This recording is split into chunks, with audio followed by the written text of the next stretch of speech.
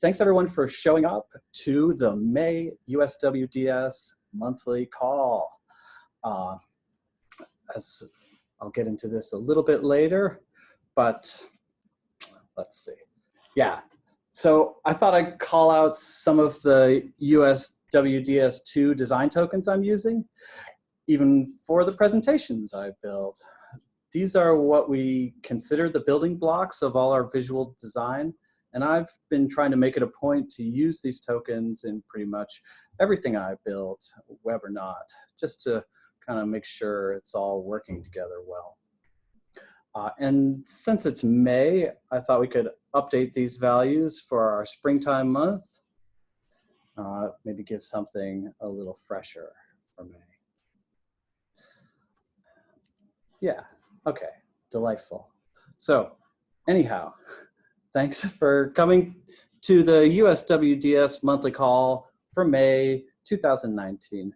And here's what I hope to cover today. A little agenda. So first, hey, we're back. Good to see and hear you all in your little squares. We'll talk a little bit more about our plans for future calls later. But we'll also be talking about what's new in Design System 2. We're also going to be at least briefly mentioning the existence of the IDEA Act. A few kind of team and product updates on our side. And next. And then questions and hopefully answers. The nice thing about a Zoom is the super lag on your Google presentation. So we'll see how it goes. Anyhow, to introduce myself, I'm Dan Williams and I'm the product lead for the US Web Design System.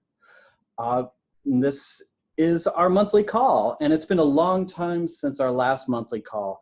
It was sometime last summer when we all met, and that's been too long. There was a different team. We were at the start of the USWDS2 beta program. There was no IDEA Act. So there's been a lot in the last year. So our intention is that we'll be back on a monthly cadence starting now.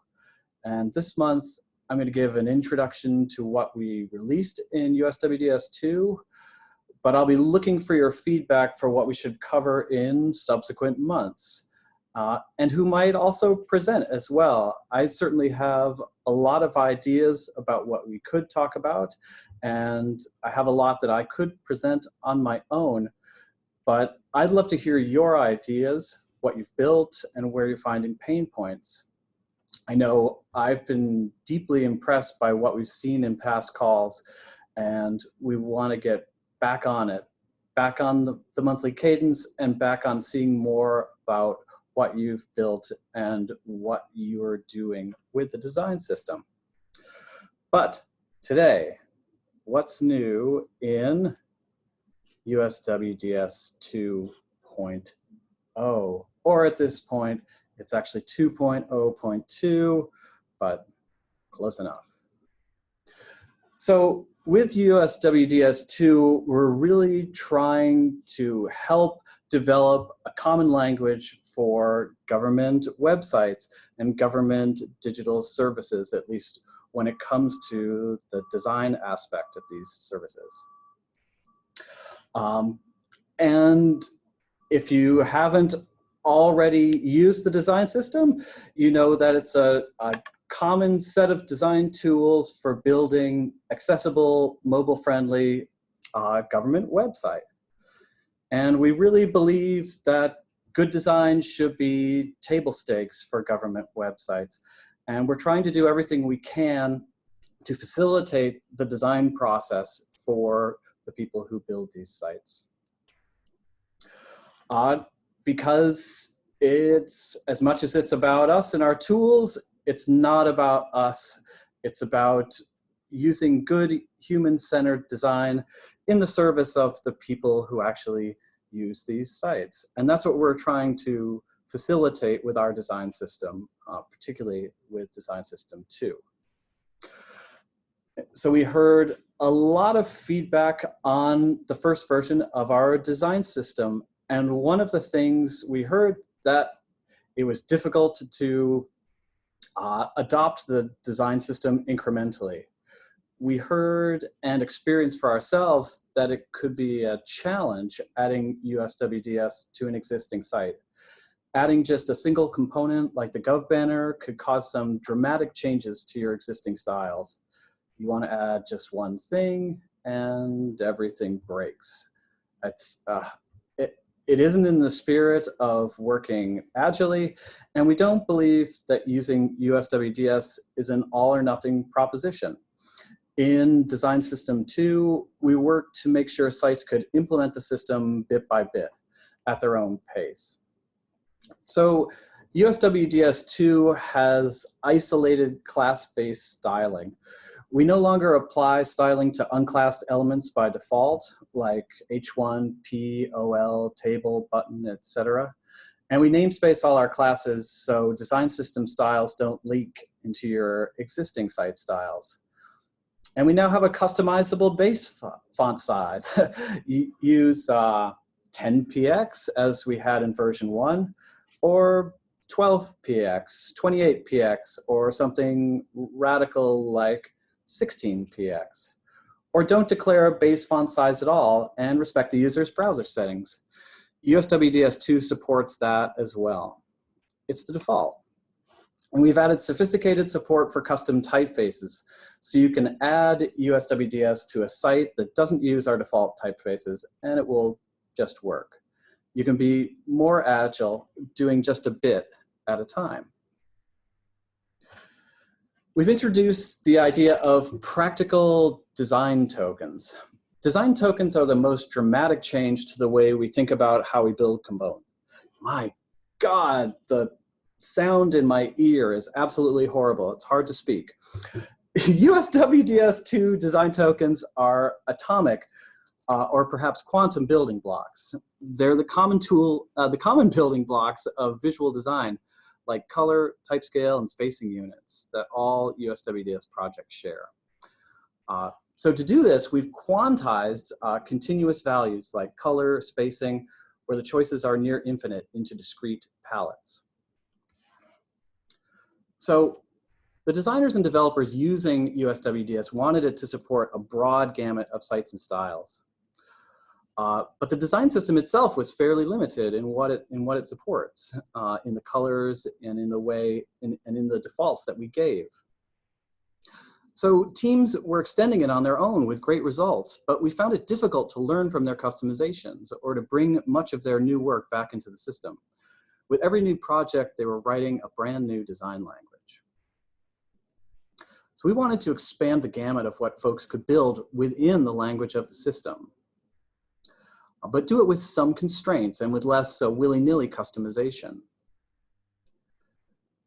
So to do this, we had to look at sort of the fundamental building blocks of how we were building our components. If the smallest level in atomic design, if the smallest level is like the atom or the button, we had to look at what fundamental particles were constituting that atom. In the sort of language of the Marvel universe, we had to look in the quantum realm. Well, maybe not quite down to the quantum realm, but we did focus on the quantization. We took sort of continuous values like the many sort of millions of colors that you might see in the HSL color gamut, and we split it up, or we quantized it into discrete units. Sort of like this newly quantized potato. For example, we can look at color. We split the color wheel into 22 color families, like this red family. Each family has 9 grades from 10 to 90, where 0 is pure white and 100 is pure black. And some grades have vivid variants as well. So this is red 40V. This is red 80. And this is red 50. And each grade is normalized to a specific luminance range. This means that the relationships between grades is meaningful for accessible color contrast. The difference between any two grades is something we call magic number, where differences of 40 or a magic number of 40 achieve WCAG AA large color contrast. And a magic number of 50 or more achieves AA color contrast. So if you're using red 60 text on top of a red 10 background, the difference is 60 minus 10 is 50, and that's AA color contrast. The magic number of 70 or more assures AAA color contrast. And this means that grade 50 in any color family will have AA contrast against either pure white or pure black. And this works across color families as well. So you can use the magic number system if you have colored text against black, if you have one color against another color, it doesn't matter. The luminance reigns supreme in here. And these are the kinds of color tokens. This kind of quantization is the kind that we've applied to all sorts of visual design decisions. Things like line height. We now have a palette of line heights that we have available to use in the design system. We have drop shadows. We have type scale. There are a lot of tokens for a lot of different kinds of design decisions. But no project needs to use them all.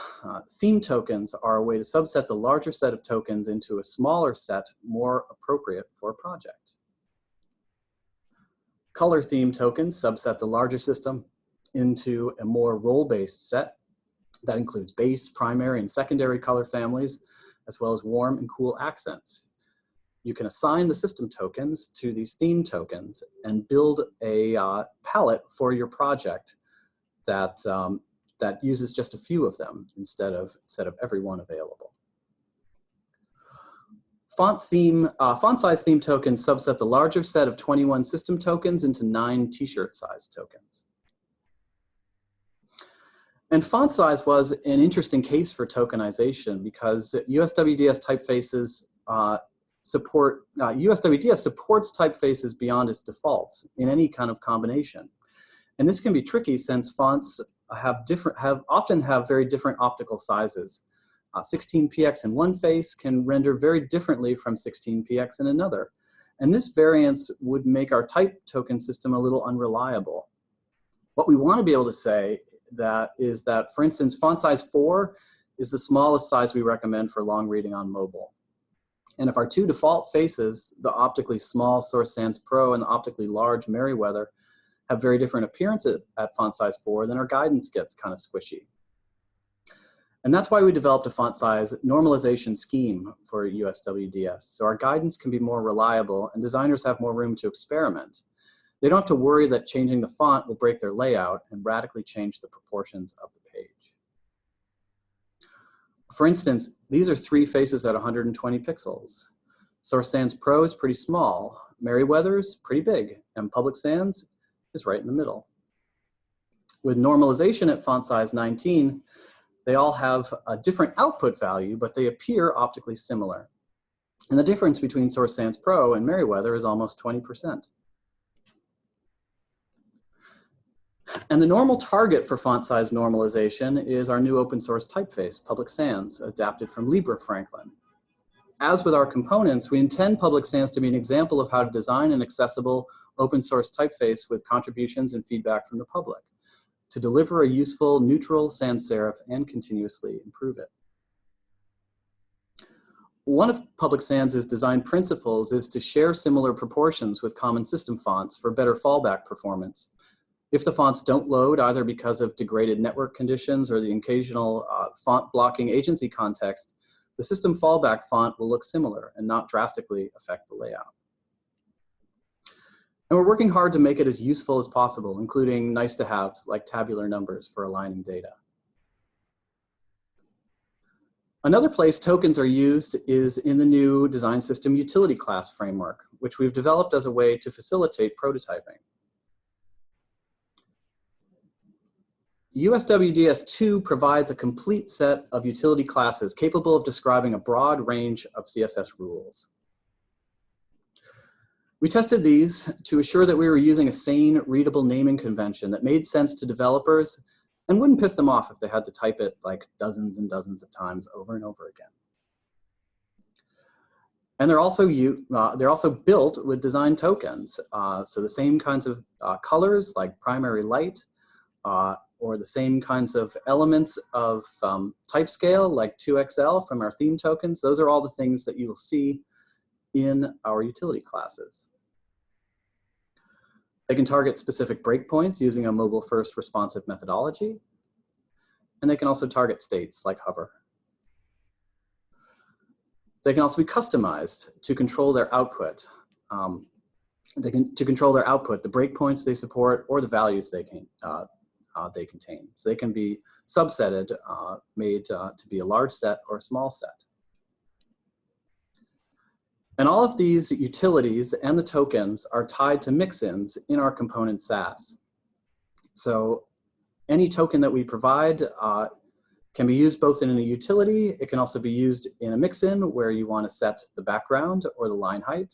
For mix-ins, these mix-ins are given the same name as the utility class, so they can more easily be copy and pasted from your markup into your SAS. And then there are also functions that we use consistently, and is the way we include design tokens in our component SAS. So anytime we're doing something that involves white space, we use one of the spacing tokens, the units function, to add that spacing token. If we're changing something like the font size, we use the font size tokens. If we're changing the background color, we use the color tokens. And all of this is pretty thoroughly documented on our website, v2.designsystem.digital.gov for now.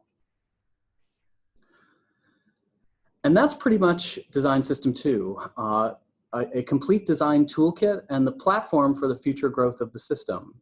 It establishes the common language for ourselves and for other projects that we will use to build our own components now and whatever components we and others build in the future. So I should take a moment to acknowledge the existence of the 21st Century Integrated Digital Experience Act. I think the best thing I can say at this point is that we know about it, and we're trying to make it as easy as possible to use the design system on any government project. If you're trying to improve the experience of government websites, I would recommend using the US Web Design System. You know, I can't really get into something like the policy side, but I can say what we're doing at GSA, which is working to build all of our sites in USWDS 2, using custom settings in SAS to extend it and improve it, and to build a version of GSA sites that use USWDS tokens and code, but also serves the need of the GSA. As to what's best for your project and your agency, you know, what I'd like to do really is just to hear what you're thinking and to hear your concerns about it. So, team and product updates. As I sort of alluded to earlier, we are now up to USWDS 2.0.2, now with bug fixes. There were a few nice little bug fixes over the first that we fixed in the first two patch versions. And there's another one sort of coming right around the corner with another little fix for in-page anchor links from the nav and some updated design assets as well. Sadly, no Figma design assets. I know that I'd really wanted to work on this and that it was something that I was excited to work on, but we were just part of a short-term pilot. And by the time I got around to developing Figma assets, the the pilot ended, and now I can not use Figma. So deep breath, no Figma assets right now, but hopefully this long national nightmare will be over soon, and we will have, we may get access to it in the future, which case I can get back on it. And you may have noticed, certainly in this call, but the design system team is really, on the core side, is really just me. We had a small team for the design and development of USWDS 2.0, but we're transitioning to the next phase of the product, and that means that in the short term, it is just going to be me. I am hopeful that this period of shorthandedness is not going to last very long. I think everybody understands the importance of the design system and the importance of everything that it does, especially in its current context. So this is not going to last much longer, but do understand that when you are reaching out, I have some support, but in a lot of ways, this is just me for right now. So that is an introduction to Design System 2. That is a little bit of an acknowledgement of the IDEA Act, update on where we are as a project, and now I'm just going to pretty much open it up for question time. So I can sort of dump. I don't need to show this slide. I'm going to put on my headphones right now for another national nightmare and see how it goes. There are quite a few questions in the chat. Do you want to check them out? Yeah, so I would love to check out the chat as soon as I stop my share and jump in. Chat, open. All right. I'm scrolling, bear with me.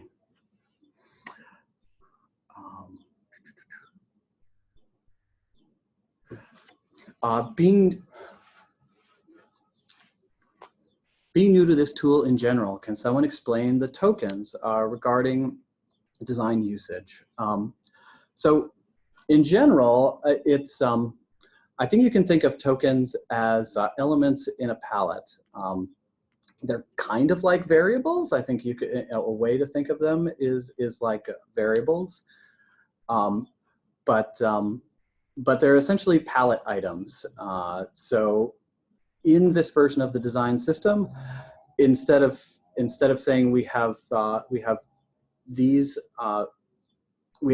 4 variables for color, we're kind of saying that we have these we have this larger group of palette items that are functionally constants. They're not really variables in the traditional sense. Red 50V is red 50V, and it's not going anywhere outside of a small window of luminance. So I think the easiest way to think about tokens is that they are the palette items that you might pick from a palette when you're choosing how something looks. What color does it use? Well, it's going to use yellow 20. How much padding is it going to have? It's going to have 2 units on the top and the bottom, and it's going to have 3 units on the left and the right. What sort of type? What is the type size? Well, it's going to be sans 14. So it's just a way of giving every option available to the system from a design point of view a specific code, and that code is the token. I hope that that is slightly clarifying. Curious to know how USWDS 2.0 will integrate with Drupal and USGS. I know that there are teams working on integrating the design system with Drupal, and that there are some solutions that are already available. But in general, the design system is platform agnostic, and we don't officially support like any particular platform from the design system standpoint. That said, there are a lot of community implementations, and we try to link to them from our website. And particularly in the world of Drupal, I think we're going to be working hard to talk to the people who are building with Drupal and to talk to different teams that are working with Drupal to make sure that they are able to build good solutions in Drupal, and that Drupal solutions are more easily shared between the kinds of teams that need them. So there is an outreach priority for Drupal right now, and I know I am going to be working to get to Drupal GovCon in the next couple months, and I'll probably see some of you there.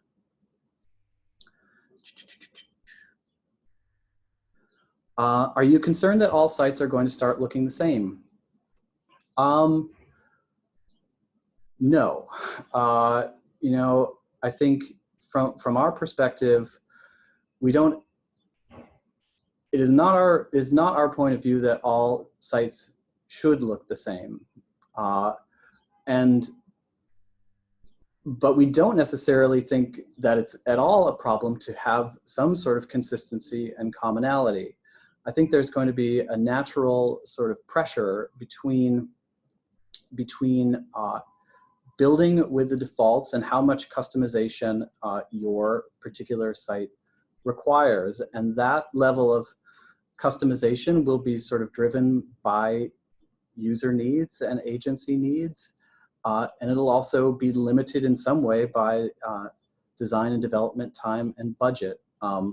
We think that an appropriate sort of an appropriate level of pressure and counter pressure will develop between time and defaults, where we will see difference when it is justified, and we expect that it will be justified with some frequency. You know, we don't plan for a world, a sort of GDS world, where like GovUK, all of the sites sort of look this, have a very similar look and feel. We're coming more from the perspective that, from a lot of feedback that we've heard, that like applying for a park permit shouldn't feel like applying for Social Security. But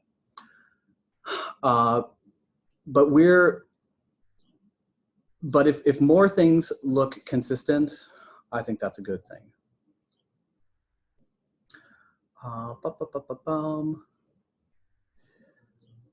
I have a question about the Jekyll themes, USWDS Jekyll. What's the plan to keep this one and the Federalist ones updated and current with USWDS releases? I know that the Federalist team is working on this now so that their templates are up to date with Design System 2. That is in progress, maybe done at this point. USWDS Jekyll, we just sort of got on I've had some outside help working through bringing USWDS Jekyll up to Design System 2. It's going to take a little time because it's nobody's full-time project right now, but I do have an actual competent Rubyist on the job for that.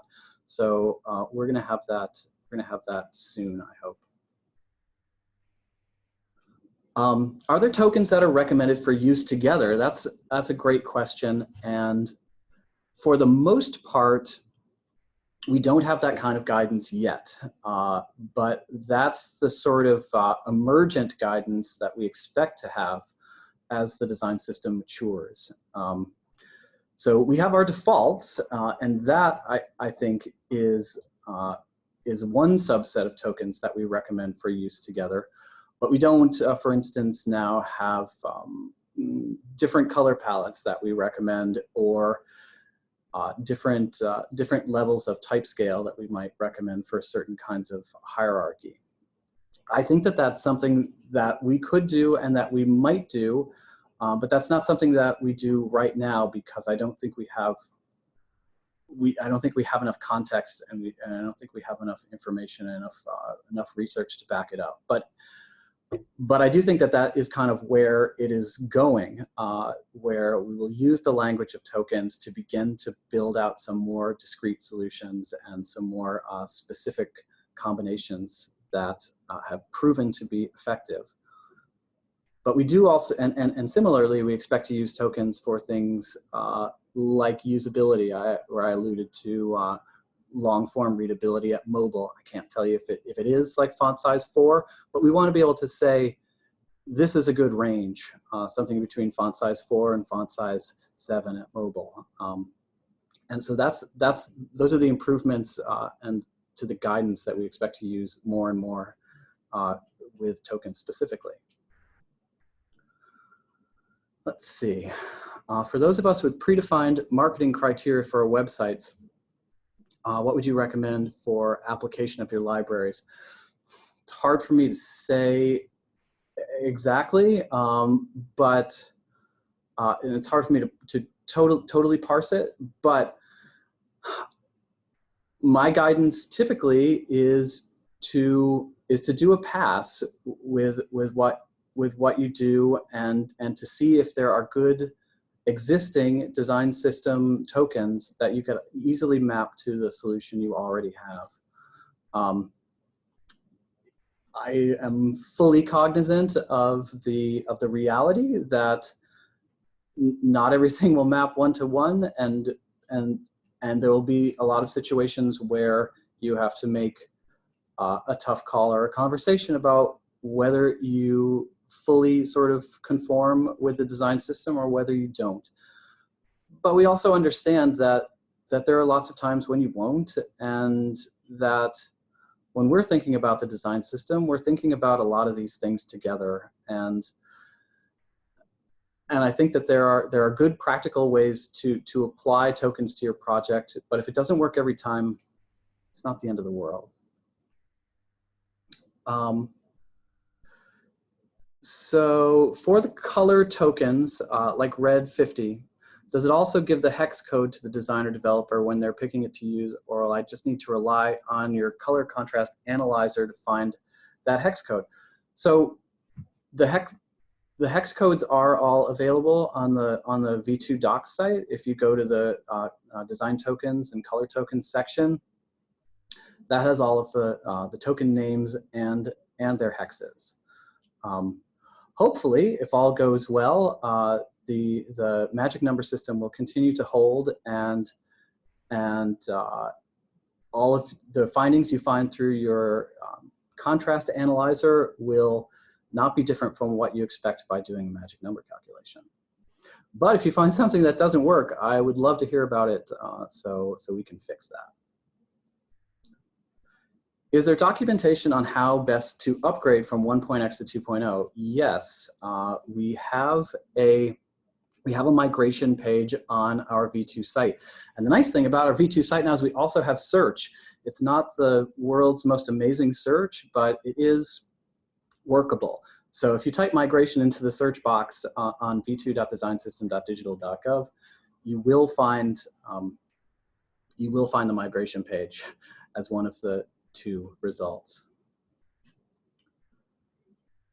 I'm curious to know how USWDS 2 will integrate with Joomla. I'm curious to know that too. I'm not sure. Like, as I said sort of before, like we try to make it implementation agnostic. So as a set of HTML and CSS and JavaScript, like that should integrate well whether you're developing in Drupal or Joomla or WordPress or Jekyll or React and one of those tools. I would check to see if there is already a Joomla implementation on our implementations page. If there is, that's probably a great starting point. If not, let's see what you can do. Are there any updates around a V2 theme for WordPress? I haven't heard about an update to the WordPress theme yet. I know that the Drupal theme got an update really fast after Design System 2 launched, but I haven't heard anything about what's happening with WordPress right now. Do you plan to add additional commonly requested UI components like tabs, news lists, or image sliders? Yes. Commonly requested UI components is very much on the roadmap, which I'm working on right now, and sort of is a little bit of a work in progress until some of the staffing issues also get worked out. It's sort of like roadmap and staffing are gonna go together hand in hand. But I can tell you that part of my proposed roadmap right now is commonly requested UI components. And part of the reason that we did the work for Design System 2 was that it would give us the tools to more easily build some of these new and commonly requested components in a way that's coherent with the rest of the design system. So yes, that is very much on my radar. Can you provide additional details on what browsers and assistive technology tools have been used when accessibility testing the components and templates? Is there a common set of accessibility testing profiles that you use when testing? A lot of the testing from an accessibility standpoint has been done incrementally, and we honestly haven't done a lot of like the hands-on accessibility testing with the components for a while in the system. So I don't know the last time we gave them the hardest scrutiny. Like as part of our CI, like we run Axe on all of our site and all of our components, so we know that at the very least we're not blowing something from an Axe perspective. We will probably begin to work to do more of that. I know Section 508 is developing their own sort of set of testing tools and like a checklist of what you need to do to conform to Section 508, and that looks really interesting, and we'll be working with them to build that into our automated tools and to help spread the word about what additional testing needs to be done in addition to automated solutions to cover most accessibility situations. We're worried about backward compatibility. Will USWDS version 1 work with version 2? Meaning if you didn't use tokens before, will it break anything? Maybe. I think the biggest things that there are a lot of changes in between version 1 and version 2. And certainly if you just switched out version 1 style sheet with a version 2 style sheet, it ain't gonna be compatible. There are, in addition to like tokens and CSS stuff, there are a number of markup changes in the components themselves. So the CSS is going to, won't target your existing markup properly. One of the biggest changes from 1 to 2 was that we went to a BEM naming convention. So the names themselves of classes have changed across the board. So you can't just overlay version 2 onto version 1. It's a little bit more of a process. We've tried to lay it out as best as possible on our migrations page, but it's still not a simple thing. And if you're doing it, and when you do it, I'd be interested in if you're reaching out and let me know where the migration page could be better, where it falls down a bit. Tried to make it pretty comprehensive, but perhaps that was at the expense of overload.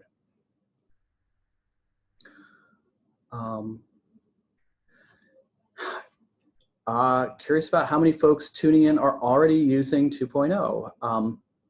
I'm curious about that too, and I don't know if this is the best way to take the temperature of the room, but I know that there are some projects using it. I've seen it. in action with some things from the VA, and I know that we're using it here at GSA and TTS on some other 18F projects as well.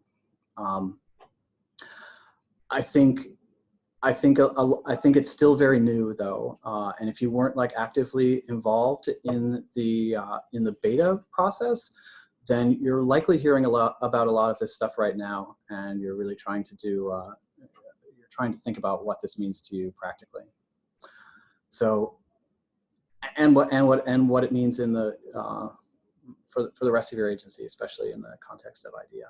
So we expect that there is going to be a lot more developing with it, essentially starting now and going on over the next few months. I don't know if I should be able to actually, hear questions from the room. I'm loath to put on my headphones, but I will do it because this is valuable and I'm willing to pay the price. I think my team, God, I hate this so much. I think my team is able to unblock the unmuting. Okay, here's a question that doesn't require unmuting. So I'm quickly take my headphones off. So if you're talking to me, optimal amount of white space. You know, just from vision. Did someone ask a question? I heard white. So wait, is everybody unmuted at once? No. It's the option for. So the question is from the chat is, if we used 1.0, how starting over? No, I would say that it is not like starting over. If you used version 1, I think you already have a great sense of what kind of components we have, how they work together, and how you might modify them to get to the place where you are now. The biggest conceptual change is the use of tokens. So the biggest difference really is in how you're writing your SAS, where you might have previously just used hex codes or a variable that you set up. Now, we don't recommend using hex codes at all, and if you're using a variable, that variable should point to a function that integrates a token. So on the developer side, it is a little bit different because you have to get used to the tokens themselves and the functions and mix-ins that unlock the tokens. So there's a little bit of a learning curve when it comes to using the tokens and in remapping your existing styles into the tokenized styles. That's what we did when we updated our own website from version 1 to version 2. And so it was kind of a process of like, okay, what's this color? What is its tokenized equivalent? What is this font size? What's its tokenized equivalent? There are some things that take some getting used to, just in terms of understanding tokens and how to work with them. But in general, a lot of the conceptual ideas behind the design system are the same. Like we're still HTML and CSS. It's still sort of the same components and for the most part the same interactions through JavaScript. So at a high level, if you understood version 1, version 2 is version 1 with palettes. All right, I'm putting these things on again.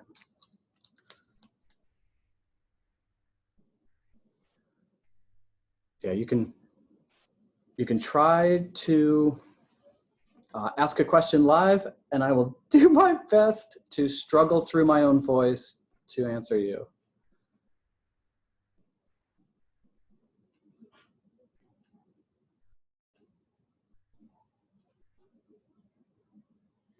Oh, I also have a slide that I will end this with that has all of our various contact information and channels. So I'll do that after I sign off. Hold on for another 10 seconds to take a screenshot of my last slide. Oh yeah, so the USWDS Slack channel, in what Slack team, I should post this too. It's in the TTS Slack. It's a guests channel in the TTS Slack. There's a special Google form that you need to go to sign into it. Let me see if I can find it.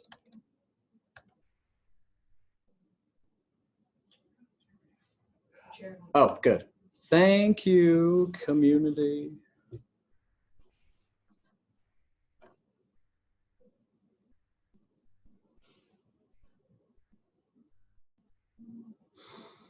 Do we have tokens for things like data tables?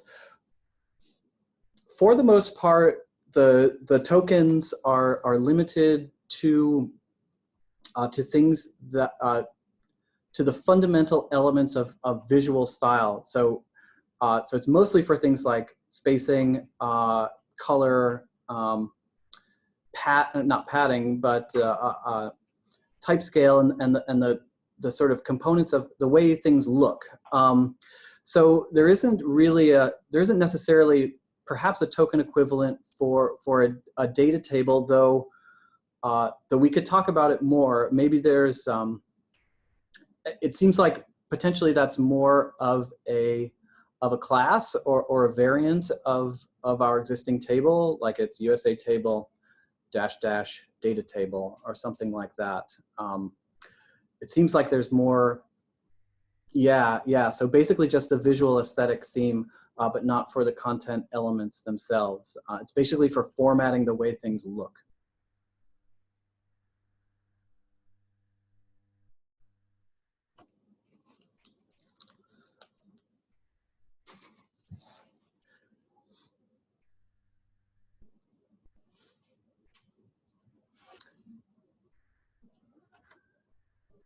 Anything else on your mind?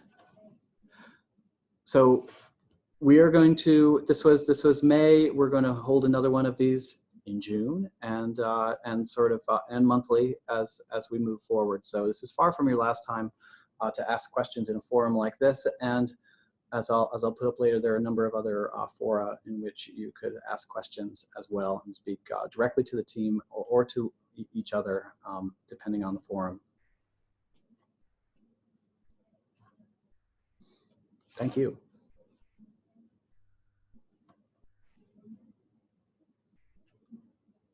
All right. Well, maybe I'm gonna throw up my my last slide that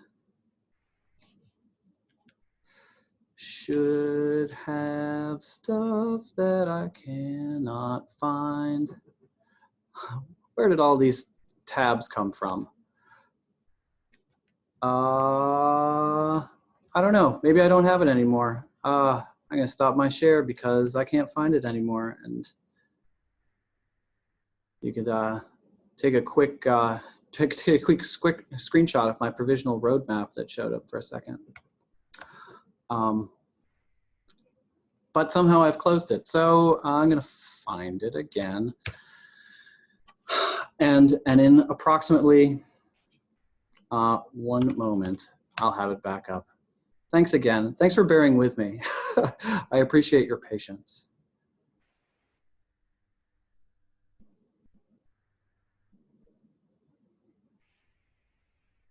I am moments away. If only you could see how thrilling this is on my screen right now. There's probably a way to show you that, isn't there? All right, back to Zoom, back to share, back to desktop, and kaboom. All right, so yeah, our USWDS public Slack, following the link from our site. We have a new mailing list that you can sign up for. We also have our existing email address, uswds@gsa.gov, our GitHub org, obviously, and our website. Right now it's at v2.designsystem.digital.gov. in the week following Memorial Day, that will move over to designsystem.digital.gov, and the legacy 1.x doc site will move over to v1.designsystem.digital.gov. Also, if all goes well, if you just go to v2.designsystem.digital.gov, it will just redirect you to the proper spot. So you can still take that screenshot and trust it into the near future at least. Thank you.